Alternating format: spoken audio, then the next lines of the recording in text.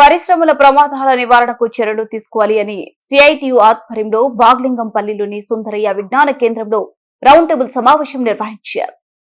ఈ సందర్భంగా సిఐటియు రాష్ట్ర ప్రధాన కార్యదర్శి పలమడుగు భాస్కర్ మాట్లాడుతూ, ఉమ్మడి ఆంధ్రప్రదేశ్ లో కానీ తెలంగాణ రాష్ట్రం ఏర్పడ్డ తర్వాత కానీ ఎన్నడూ జరగనటువంటి పారిశ్రామిక ప్రమాదాలు ఇటీవల కాలంలో జరిగాయి. సంగారెడ్డి జిల్లా పాషమైలారంలోని సిగాచి ఫార్మా కంపెనీలో 2025 జూన్ 30న జరిగిన పేలుడు ఘటనలో 41 మంది మరణించగా 50 మందికి పైగా క్షతగాత్రులయ్యారు.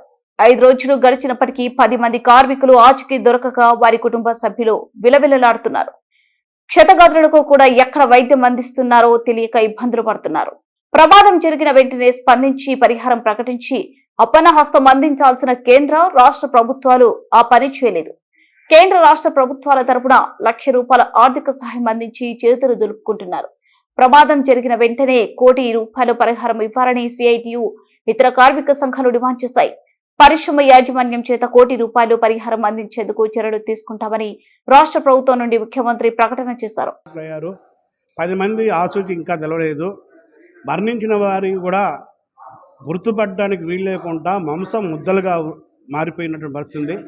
డిఎన్ఏ టెస్ట్ ద్వారా వాళ్ళని గుర్తిస్తూ ఉన్నారు. ఇలాంటి ప్రమాదం జరగడానికి ప్రధాన కారణం ఈరోజు అక్కడ ఉన్నటువంటి యాజమాన్యం యొక్క నిర్లక్ష్యం.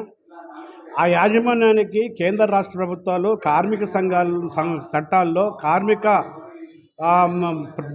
రక్షణకు సంబంధించిన అంశాల్లో మార్పులు తీసుకొచ్చి చట్టాల్ని మార్చి చట్టాల్ని సరళించి యజమానులకు అనుకూలంగా మార్చడం వల్ల, పరిశ్రమల్లో ఇన్స్పెక్షన్ అనేటువంటి దాన్ని తీసివేయడం వల్ల, సెల్ఫ్ డిక్టరేషన్ ద్వారా మా పరిశ్రమ అంతా బాగుంది, మేము అన్నీ అమలు చేస్తామని చెప్పి యజమానులకి అవకాశం కల్పించడం వల్ల ఇలాంటి ప్రమాదాలు జరుగుతున్నాయి. ఈ ప్రమాదాలు చిగాచులే కాదు, అదే జిల్లాలో అత్నూరులో జరిగింది, అది యాదాద్రి భువనగిరిలో ప్రీమియర్ ఎక్స్పోజర్ జరిగింది, నిన్న రాత్రి కాటేదాలో జరిగింది. ఇట్లా 2023 నుంచి ఇప్పటిదాకా 10,000లకు పైగా మంది ప్రాణాలు కోల్పోయినటువంటి పరిస్థితి. కాబట్టి ఇలా ప్రమాదాలు జరిగినటువంటి యాజమాన్యాల మీద కఠినంగా శిక్షించాలి. మృతి చెందినటువంటి కుటుంబాలకి ₹1 కోటి నష్టపరిహారం ప్రభుత్వం ఇవ్వాలి. ఇప్పుడు ఉన్నటువంటి వాళ్ళకి మెరుగైనటువంటి సహాయాన్ని అందించాలని చెప్పి ఈరోజు రౌండ్ టేబుల్ సమావేశం సిఐటి ఆధ్వర్యంలో జరుగుతుంది. అన్ని కార్మిక సంఘం కలిసి ఈరోజు డిమాండ్ చేస్తున్నాయి. దీని మీద రాష్ట్ర వ్యాప్తంగా ఉద్యమం చేయాలని చెప్పి భావిస్తున్నాం. అందులో భాగంగా లేబర్ మంత్రికి కార్మిక సంఘాలని కలిసి ఓ వినతి పత్రం ఇస్తాం. ఈ నెల 12వ తారీఖున జిల్లా కలెక్టర్ కార్యాలయం దగ్గర, ఫ్యాక్టరీ ఆఫ్ ఇన్స్పెక్టర్ దగ్గర పెద్ద ఎత్తున ధర్నా చేస్తాం. ప్రభుత్వ స్పందన చూసి ఆ స్పందన సరైన రీతిలో లేకపోతే దీన్ని దీర్ఘకాలిక ఉద్యమం కూడా కొనసాగించాలని చెప్పి నిర్ణయించాం. ప్రభుత్వం స్పందించాలి, యజమానిని శిక్షించాలి. నాణ్యత కూడితో కూడినటువంటి రియాక్టర్లు పెట్టాలి. అక్కడ పనిచేసేటువంటి కార్మికుల్ని నైపుణ్యంతో కూడినటువంటి టెక్నీషియన్స్ని నియమించాలి. అక్కడ డయ్యర్లు కానీ రియాక్టర్లు కానీ దగ్గర అక్కడ సెన్సర్లు పనిచేసేటువంటి పద్ధతిలో చూడాలి.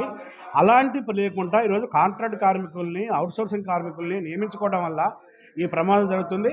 ఈ ప్రమాదాలని ఎప్పటికప్పుడు జరగకుండా ఉండడం కోసం factory inspector, pollution board inspector, labour commissioner తరచూ తనిఖీలు చేయాలి. అట్లా కఠినమైనటువంటి నిబంధనలు పెడితే తప్ప ఈ ప్రమాదాలు జరగవు. ఆ ప్రమాదాలు జరగకుండా ఉండాలంటే దీన్ని